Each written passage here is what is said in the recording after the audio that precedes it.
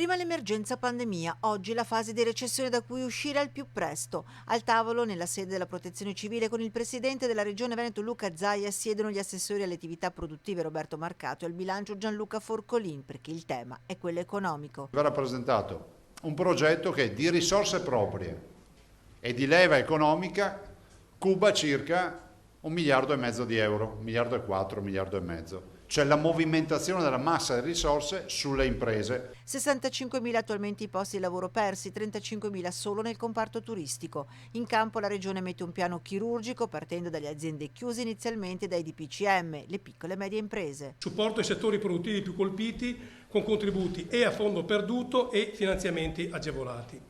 Effetto moltiplicatore per stimolare le attività economiche, misure complementari per attirare risorse statali, comunitarie e private. Altro tema invece il progetto Veneto Regione Covid Free. Stiamo pensando che tutta una serie di misure, no? Il tracciare i contatti, aumentare la potenzialità del nostro portale, del nostro cruscotto di biosorveglianza, il tema degli isolamenti e tutte queste robe si diano in maniera geolocalizzata tutto quello che sta accadendo nel territorio. Noi siamo in grado di certificare che questa è una regione Covid free, cioè significa che è una regione che ha in mano la situazione.